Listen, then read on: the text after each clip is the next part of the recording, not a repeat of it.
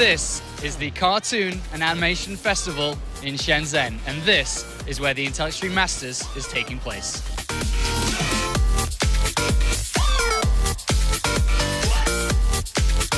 There's a lot of people in the Cartoon and Animation Festival. There's people buying stuff, there's people taking pictures. I don't even know what's going on over there, but there's a bunch of people dancing and videos being taken and pictures being taken. It's awesome out here.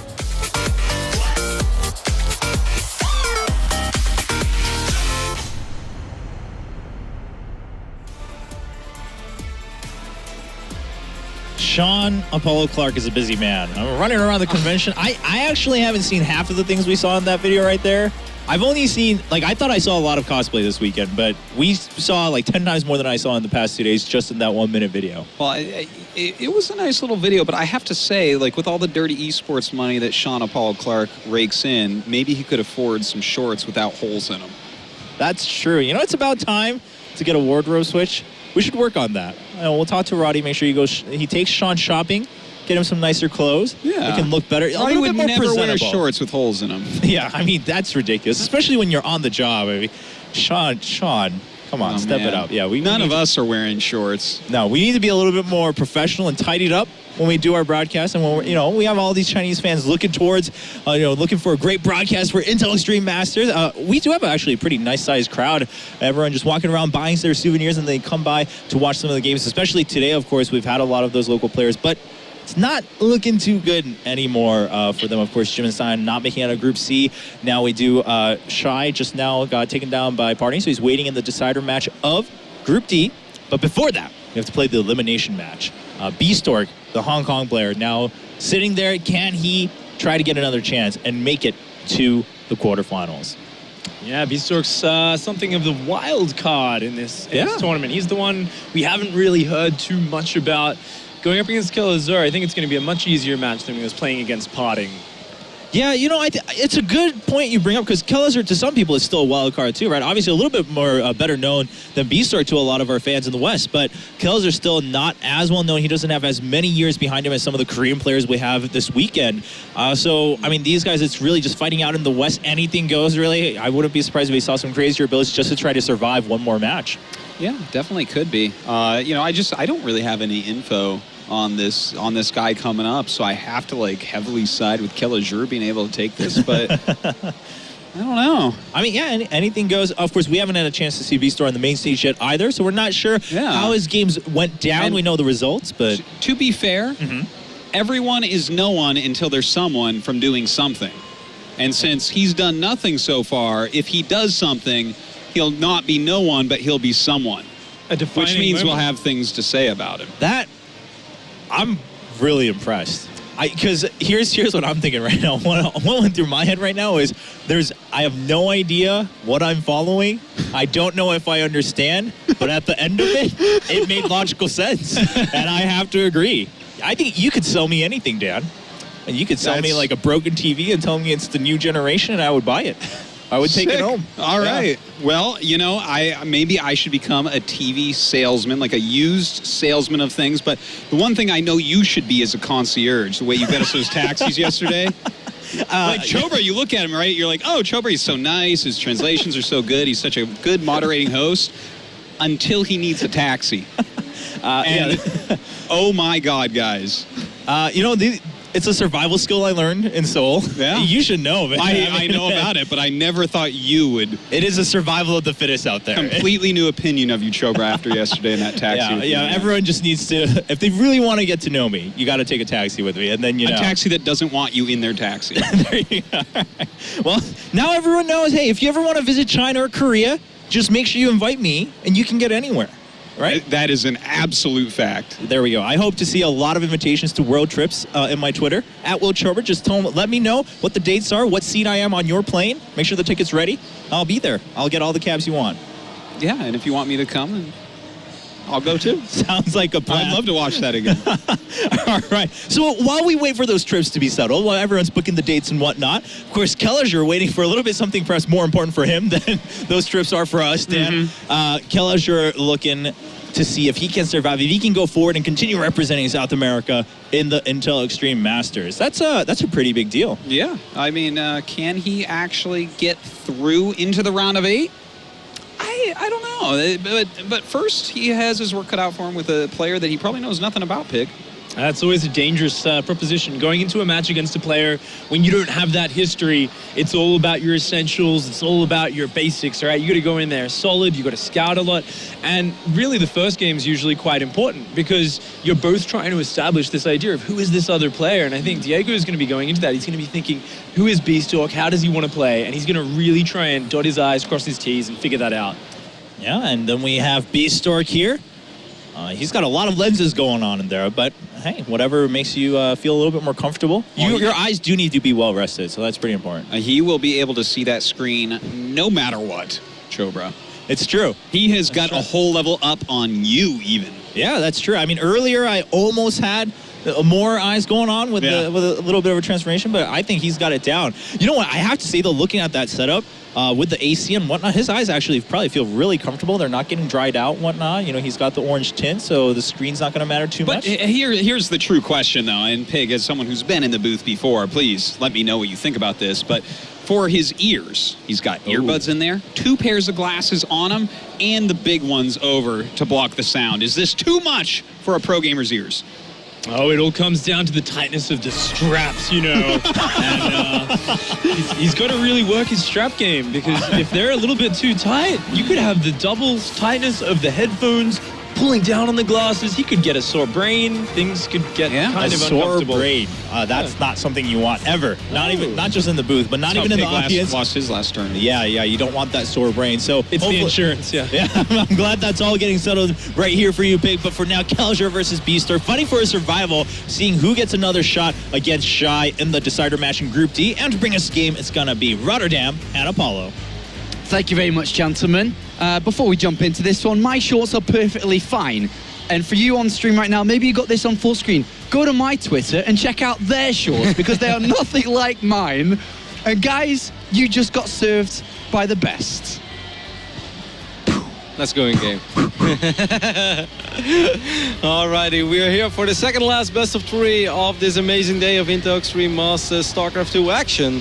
We're loaded into Coda on the left top side. We've got our Brazilian Terran player representing Root Gaming. It is Kelazhur.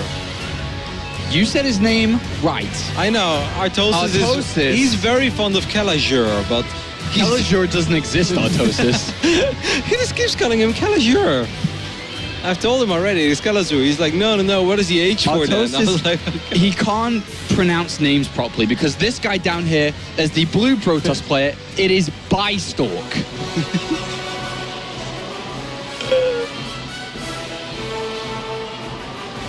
He's wearing gunner glasses, correct? Yes, he is. They look kind of cool. He has a very cool shirt on as well. It's a Miraculous Hawks, and it has a bald eagle on it. It does. That's a shirt that you should wear. I know, man. Maybe you should ask him for it if he loses. I guess you won't be needing this anymore. I'll buy it off you. I'll wear it if I'll buy it off him if he makes it to the semifinals. I'll be like, Bistork, I'm gonna give you a serious donation. It sounds so good when you say it. So. Bistork over here. I can't keep going like it. I gotta go back to Bistork. Okay. He's gone for a pylon on the other side of the map immediately here, Rossi. Like straight away with a double gas opening, and this means one thing. Yes, Dark Shrine. Kidding. Whoa. The look on Apollo's face was so funny. He's gonna go for a Stargate. I thought I was gonna have to replace you with Todd at the next Intel Masters. That kind of call. The other day I was watching Rotterdam Cast and he was predicting a Twilight, which was really silly in my opinion. I think he has been playing other games in StarCraft. He's so stupid. He's so stupid. Rotterdam. I don't know why I waste my time with you. I am still way better than him, even when I only play Heroes of the Storm. And then the one time that I asked Todd to play you in a best of 3 or whatever, he's like, oh, no, not now. Yeah, I know. And then, like, whenever he asked me, and if I would ever say no, he's like, you never want to play me. I was like, I agreed, like, well, when you ask him, I agreed. But I know he's very keen on playing me. He's been practicing a lot in the ESL efforts, I've heard. He has. That's all he does. Yeah, man, he's in good shape. He's taking this match very serious. As soon as I'm back, I'll give Le Todd his chance to And I hope you win. Kelazhur, though, on the other side of the map, has taken a single Reaper kill, and he's also been inside that main base and seen a missing pylon. So he's decided to throw down this engineering bait immediately. No, it's not for a +1 attack. He doesn't have the gas for it. He knows that there is a Stargate, or more than likely a Stargate, out on the middle of the map. And now he has to to defend this. He has a bunker being built, Roddy, on the ramp as well. Yeah, it kind of feels like, oh my god, this is actually very annoying. This one Stalker truly complicates things, Sean, because now Kelazhur is going, no, well, what? Why is he doing that? Oh my god, I have no idea why he's doing this. I guess he really wants to lure these Marines out of the bunker so that Oracle can go to town on these Marines that are right now exposed, but I didn't like that move at all. I would have loved that Stalker just on the low ground so he can keep chipping away at SCVs. Now you can say maybe he can use the Oracle, but that also means the Oracle won't be making his appearance into the main base, where it would have done potentially a lot more damage. What's happening on the other side of the map? The Reaper is killing everything? Oh my god, he has no mothership for. Yeah, this is not looking too good here. 3 probes gone down, he's going to lose even more, and Bistork I am not having the best of time here. You have no idea how many games I have that play exactly out like this. And I'm guessing quite a lot the way you're talking about it. And this is that moment where I'm just complaining about the Reapers. Now finally there is a Stalker over here, but he has lost so much. This Stalker, or excuse me, this Reaper, how many kills did it have? Like 5, 6? I don't know, Roddy, you got to check for me. 7! 7 kills on this guy, and he's still floating around. Sees 2 additional gateways before a Nexus has been planted. He knows that all he's got to do is defend, and Kelazhur's going to pick up his first map here. If I'm Kelazhur right now, I float over the orbital command to my main base. There's absolutely no reason to try to defend it over there. Yeah, he's got a single bunker. He might even build another one. Here it comes. SCV's been pulled off the SCV line to build that secondary line of defense to make sure that he does take this first map away from Bistork. Get either Combat Shield or or Void Ray. Stim. I feel both are fine.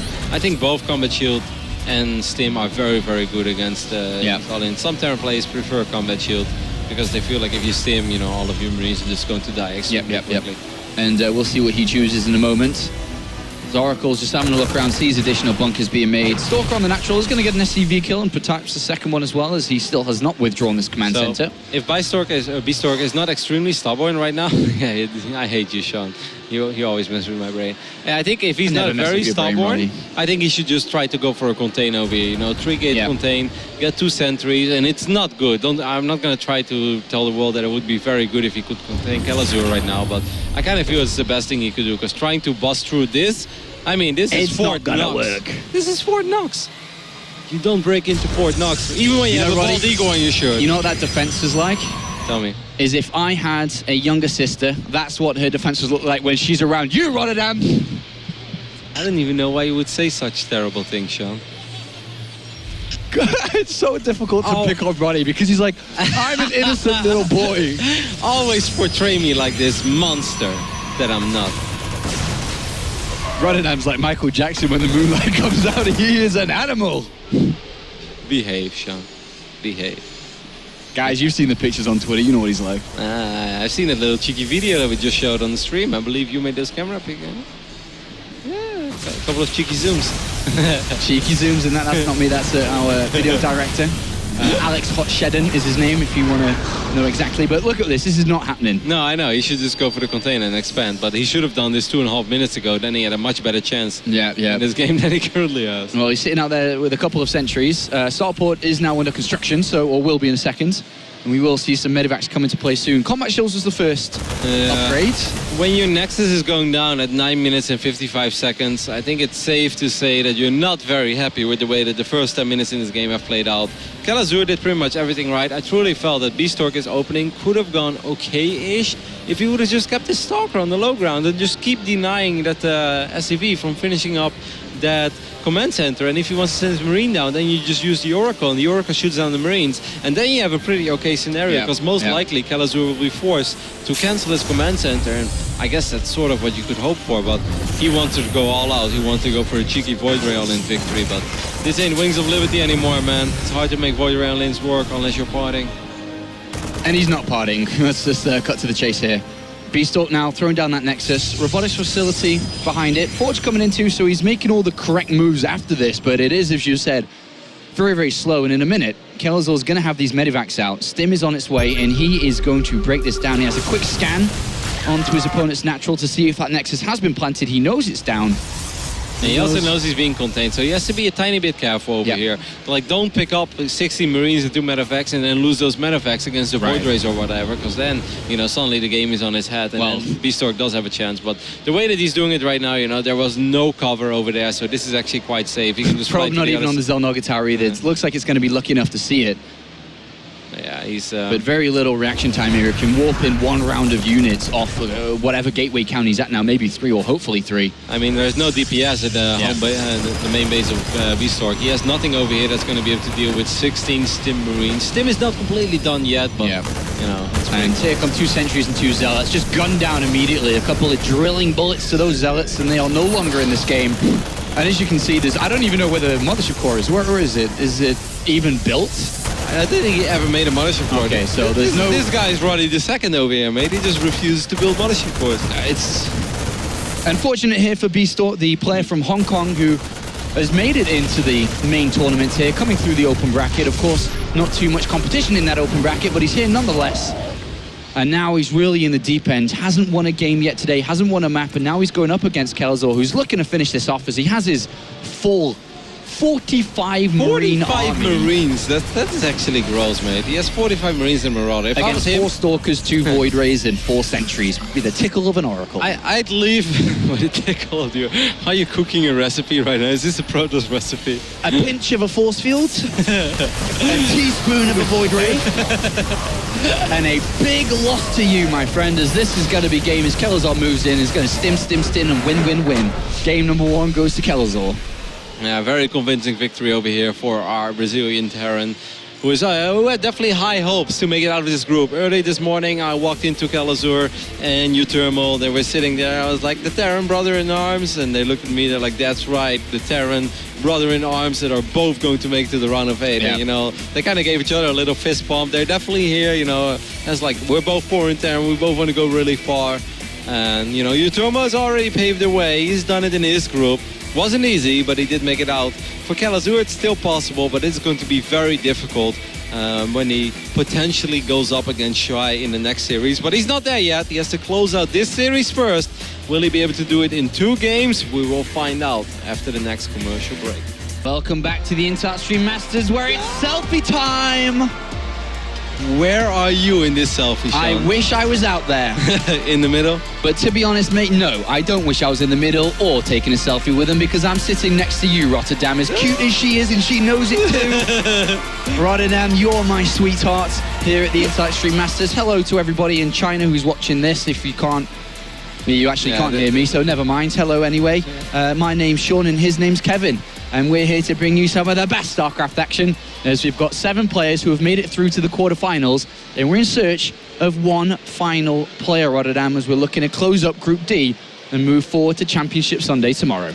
It's either going to be a Chinese player or it's going to be Brazilian. That's what we do know, as you have still been in the previous game, I believe. We're getting ready to hop into our final, well, not our final game, our second game of this series. It's going to be played on Cactus Valley. Diego looks a little bored. Diego, of course, the real name of Kelazhur, or Kelazhur, if you're Artosis. Artosis has always been one for names. It's just not very good at them. Just like swimming, he's not very good. He's not very good at swimming. And the funny thing is it looks like if you throw a dog into water, it's paddling. Yeah, a little puppy. The more embarrassing part for Artosis is the puppy knows it's in trouble and is trying to get out. Artosis is having a good time thinking he's swimming like a normal person, but he's not. Oh, actually, man, it made my morning again. This morning, you know, I was just walking around. I woke up again at 4 a.m. because I've been a little bit jet lagged. But, you know, I was walking around and then I just know, like, I just look at my watch and I know that it's only 2 hours until I can see Artosis take a swim. And that just makes everything so much better. I know I'm going to have an amazing day in China, because it will start off with Artosis half drowning in the middle of the swimming pool with a huge smile on his face. It's amazing. He enjoys his time just like everybody else here at the Interstream Masters. We have 1 final game here in the elimination match. Kelazhur versus Bistork. I know we keep butchering that guy's name over and over and over, but I'm trying to stay away from Bistork because he's not out yet. Up here to the top right-hand side is the red Terran player playing for Root Gaming. It's none other than Diego Swimmer. What? Swimmer? Is that his last name? Yeah, come on, Kev, you know didn't know. everything. I didn't know his last name. I just know his Rimmer. first name is Diego. Yeah. He's such a cool guy, though. He's a real character. And an extremely good Terran player. He impressed a lot of people during his WCS runs. Over here on the left bottom side of Cactus Valley, we're looking at the most local player of them all. He's based in Hong Kong. It is Bistork. And his name is Patrick Ho, That's a pretty cool name, too. playing for the Miraculous Hawks. That is an awesome name and an awesome t-shirt that he's wearing. Bald eagle. You can never really go wrong with a bald eagle on your shirt. Or maybe that's just the American in me speaking.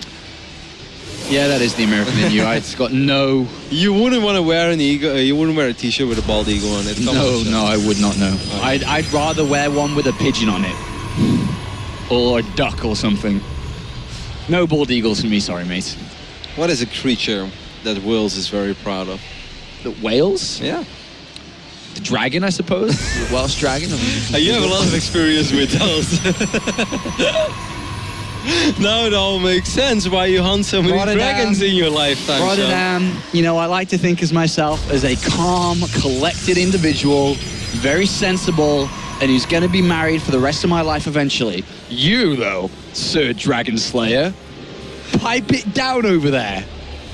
As you have no grounds to stand on sitting next to me. That's all right, mate. I've seen you on your dungeon quests. There's very few real gamers like you, Sean, who can make their way through a dungeon like you do. Not quite sure what that means, but gonna take it as a compliment. Cheers, Rotty. I like to think of myself like that as well. All right, it's commenced at the first over here on the low ground for Kelazhur. Very economic opening. It's going to follow it up with a 2-Rex that is quite standard. We see a Zealot being produced by Bistork. We'll most likely cancel it and just wipe in the Nexus. If he lets... wow, it's 3-Rex even, man. Kelazhur is playing this very safe now. He should cancel that Zealot. He should cancel the third barracks, man. Screw it. No, not the barracks. He should cancel the Zealot. That's what I thought you were going to say. It's like, oh, he's 3 barracks. You might as well cancel it. You don't need that. No, 3-Rex is fine. It's very safe, but it's fine. Why is he playing so safe, Rotty? Because he probably feels he's the better player going into this series. He probably looked at game number 1 and be like, man, I don't feel my opponent is, parting-ish level. He's no Rain, he's no Classic. So I shouldn't really take any unnecessary risk over here. Let's not die to, something stupid as even a 4-gate. I know that has super fallen out of the meta, but every now and then, with the way or how greedy some Terran players are playing, sometimes you can get a cheeky win with a 4-gate. If they don't pull the SCVs in time, the bunker dies, it's just over like that. So I like the 3-Rex, just very safe approach to this second game. I mean, it's a big match for Diego. He came all the way from America. That's one hell of a journey. Takes like 14 hours, I believe, to get from Northern California to here. Yeah, Bistork had a nice half-an-hour bus ride from Hong Kong. He could have came on his bicycle. He could have come on his bicycle. Probably would have taken a little bit longer than half an hour, more like 2 hours. Still, but he would have arrived still. It would have been a great ride. Actually, it's a beautiful ride, man. It would have been an amazing ride. Over those bridges and stuff. The mountains. It's very scenic here in China, if you've never Googled China, I suppose. I was actually, blown away. When I arrived here in Hong Kong and I got picked up by my little ride and they brought me to Shenzhen, I couldn't really believe my eyes. When you drive over those bridges, you see all those tall buildings, you see airplanes flying, massive cargo ships, yet there are beaches with apartment buildings. It's just like, oh my God, I didn't know this place existed. This is actually mind-blowing. It is very beautiful over here, for sure. Builds starting to take place, though, as Kelazhur start to getting closer towards his upgrades, as the first tech lab's been added on to his 3rd barracks that he had built. Whereas on the other side of things, Bistork choosing a little bit of an older build here, Rotterdam. He's got a single gateway expansion, obviously, but he's throwing down the robotics facility immediately after that, followed by a couple of quick gateways coming in. Yeah, this is actually super safe and macro-oriented so far by our Protols. It's indeed a little bit weird that he doesn't have a Twilight console yet. Maybe he wants to go up to Colossus before he even starts going up to Blink Stalkers. But other than that, this is all right. He may have been a little bit worried. What did he see, actually? I haven't really been paying attention. He did see the command center, if I'm not mistaken. And it was at the right time to know that it was a command center first too. Cool. And now he has chosen that robotics base, you've said, that is more than likely going to be the follow-up. Oh, so Kev? That is true. That is true. So I'm asking you, what's the answer? I guess you can click on the menu button. With well, I your guess mouse. you don't play as much StarCraft as you think you do, Rotterdam. Why? Well, you can click with your mouse and then you can just pause the game. Click where? On the top side, there's a menu button. Do you have the menu up there, buddy? Yeah. You do? Are you sure? If you watch replays. I don't know. I don't think you could. I don't think there's a menu to click, Roddy. Maybe I'm wrong. Maybe I should start playing more StarCraft and I'd actually know if there's a menu up there, Roddy. It's a hidden menu, Sean. You unlock it when you're Grandmaster. Oh. Why didn't you know where it was then, Jet? Like, still comes back full circle to the question. That took you a little while, Sean. Yeah. You had great comebacks all day, but this one took you a little while. Well, sorry I didn't keep up to my average speed of 1 second. I took 2. Okay, so let's get back into this then. Bistork gone up towards the robotics bay. Warp Prism on its way. But as this moment stands, it's Kelazhur who's making the first movement out into the middle map, and he did choose combat shields here with the second tech lab, and it is about to finish. I mean, the first Colossus is a little bit... Yeah, that kind of hurts. Stalker instantly in the middle there. He did make a mothership core this time, right? Yeah, he does. And he even has double photon overcharge. He could drop a time warp as well. I would really like to see him chrono boost your Colossus. He is chrono boosting it. I just feel like it's a little bit late. That's a good scan by Kelazhur. Picks up that observer immediately. I would activate photon overcharge immediately and drop a force field on my ramp. Well, Kelazhur's not interested in going anywhere right now. He's trying to take these shields down. He stims towards these units. There is no force field available because Guardian Shield was activated, so the first couple of Zealots are going to go down. And there's more, 6 or so more Marines with a Marauder coming. Oh, God. And Kelazhur stimming forward. He sees the Colossus, he stims again. And he's going to take that down as well. And just like that, let's add some more ingredients to this one, Roddy. Let's put a pinch of salt in here as Bistork is in trouble. Yeah, he's definitely in trouble. I don't think he's going to leave just yet because probes are actually quite okay against Marauders. This is something that they made fun of me for once at Home Circle, but you know, it takes a little while for a Marauder to kill probes, but obviously it hurts a lot losing a Colossus, losing your Sentry, losing your Stalkers. And this is very nice though. He's doing a little bit of counter-aggression. Kelazhur probably surprised with this. He's like, okay. He's like, whoa, suddenly I got Zealots in my main base. Like, I'm going to be losing workers now. That was still a very, very successful push though for Kelazhur. Yeah, nice movement here with the Marauders. He's going to lose one of them, but he's going to clean up the 3 Zealots nice and easily. Warp Prism is still around, so that is a consideration. A little bit of a mistake there from Kelazhur, lifting up his command centers. Whoopsie daisy, buddy. A lot of SCVs having to go back to work now inside that main base. He has so many SCVs, by the way. He's on 56 SCVs for a 2 base. No, actually, soon he's 3 base down. Well, no, he just dropped it. Yeah, that's a lot of workers, man. He's been doing nothing other than building SCVs and Marines and Marauders. Well, Kelazhur in prime position to move towards this decider match where he'd fight Roddy for his first ever quarter-final finish in a StarCraft 2 tournament. That's a massive opportunity here for Kelazhur, who's been making a massive mark on the StarCraft scene recently. 3 back-to-back-to-back WCS Premier League appearances. Yeah, and it wasn't just an appearance and then getting 0-2'd. Like, nah, he played a couple of great series in his group. He even took a map off Polt in the season that Polt won, correct? Yeah. He really made Polt sweat for it. Yep. Was able to win his first series back then against TLO. Kelazhur is just a very solid player. I think it's a pickup that Root Gaming is very happy with. Yep. And obviously, Root Gaming would love to have at least one player in the quarterfinals. Earlier this weekend, we saw Supernova being eliminated rather early and rather quickly as well. Well, his Mac games lasted for a while, so it was something. It was something, but Kelazhur definitely impressed. Only been on the team for a couple of months now, since March it was. Being a wonderful result if he can get through, but he's still got a while to go yet. Even though he is leading this game against Bistork, it is Shy who waits in the decider match, which will of course be our last best of 3 of the evening before we find our 8 quarter-finalists. Bistork moving forward in the middle. 3 Colossus and a lot of energy on that mothership core. Still on 2 bases though. Bistork has an observer, or Bistork, on the south side of this map, but I'm not sure if it's going to spot these medevacts. I actually don't think it will. No. But he is repositioning a couple of his units. If he can snipe down one of these medevacts immediately, Stalks can deal with it. And Kelazhur is scared because he sees Stalkers, doesn't know if they have Blink or not. Well, Kelazhur setting up across 2 flanks, but there is a Warp Prism I can see on the minimap, made its way into the main base. Going to drop some more Zealots and warp in some more units. Bistork's being a little cheeky over it. It's actually very frustrating, especially when so many Bioforces are on the other side of the map. Unfortunately, for our Hong Kong Protoss play, they don't have charge yet, and Zealots without charge are... Well, actually, if Marauders are just derping like that, Zealots, you know, with charge or no charge, they will actually be quite annoying. 9 SCV's going to go down for this. There's some decent economic damage here. Cheeky reactor as well. Now Kelazhur is going to try it as soon as he spotted that a couple of these Stalkers 2 big attacks coming in from Kelazhur. Sees all the Stalkers on the natural, going to stim for them. The open base is exposed as well, and just as much as Bistork was dealing damage to Kelazhur, he lands damage back to his opponent, and he's in the mineral line. He's killed 6 probes. He's going for the Nexus, and bringing down this Nexus when he's only on 2 is almost game-ending at this point. A massive move there from Kelazhur. He's still defending back at home, but the Nexus is going to fall, and that's a big pickup for the Brazilian. Yep, absolutely. And he's actually working on his Colossus as well. I think this is a fight that Bistork should be fine. Bistork cleaned up a lot of bio, though. I think he would love to counterattack. If the War Prism was still alive, this would be such an easy call. You just march across the map with your Colossus, and then you park your Colossus in his production line, and you're going to win. Yeah. Right now, he can't really do that because he doesn't have a pylon yet. It's all going to take a while, and Kelazhur is just going to attack your main base or your natural again, and then you just know that the game is over within 2 minutes from now on. So I'm afraid he's going to have to rebuild his main base, or he's pulling the probes. He's going to do it. Is he?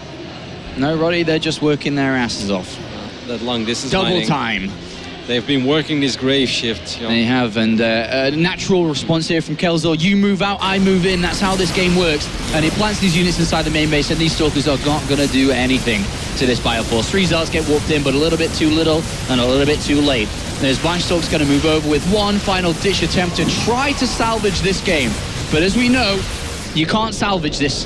Not too well. He's got 2 Colossus that are going to hallucinate him. To be honest, actually a little bit more Colossus than I expected him to have. Yeah, I actually think that he could potentially win this fight. I do think that Kelazhur is still in an absolutely phenomenal position because there is just nothing at home anymore for Bistork. 1 real Colossus will fall immediately. Double Time Warp goes down and Force Fields. Yeah, and all the Colossus are gone. There's 1 left at the back, and SCVs are going to scratch at its legs to bring it down, but it is over. That is the last army, and it is 34 supply for Bistork. Our player from Hong Kong is eliminated as Kelazhur moves through to the decider match with 1 best of 3 to see if he can make the quarterfinals here at the Intel Extreme Masters. I would say, though, much better game 2 for Bistork over here than game number 1. Game number 1 was very rough, and the Reaper has 7 probe kills, and your opponent is just so well prepared for your 1 base play. That always stings a little. No, at least I think his opening was fine. He just got a tiny bit unfortunate against that, that massive bio move out.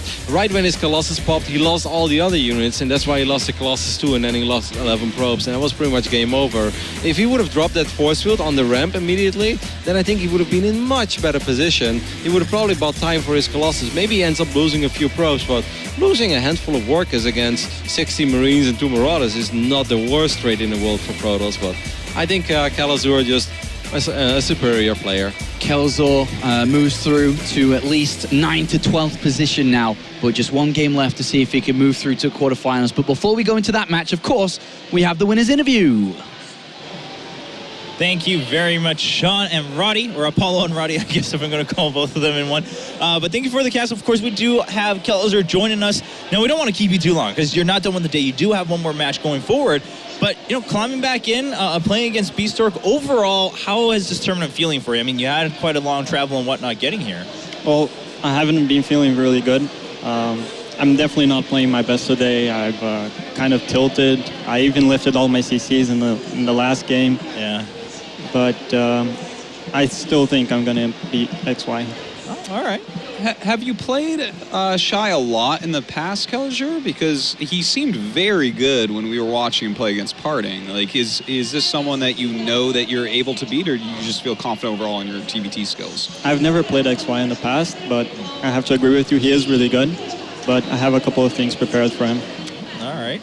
Yeah, I mean, it is now the last match of the round of 16, so obviously if you're going to pull out any hidden cards, this is the moment. But just overall, I mean, you say, you're not feeling too well, but do you think part of that is just how the matches went, you weren't too happy with yourself, or also are you just trying to, get in the zone and really settling into the environment? Obviously, it's pretty humid here. I mean, all of us are dealing with that. It's not very similar to what almost any of us are used to actually back at home.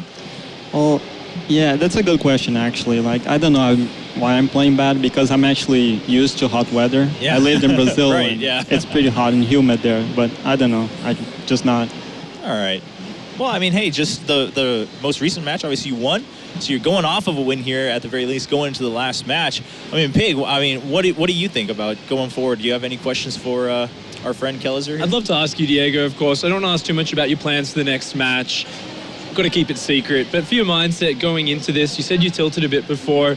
Have you figured out any sort of mental trick or way of focusing yourself? So maybe if you lose a game here or there, just a way of keeping yourself in the focus. How do you keep yourself motivated? Well, I feel it's the same as the last season of WCS when I lost to Leobo, and it was pretty ugly games. But I kind of just closed my eyes, thought about pretty much nothing. entered in a zen state of mind. Yeah, hey. And I think that's what I need right now. All right. Awesome. Yeah, I mean, good to hear at least that you know what you're going, you know what you're up against, you know how to get through it.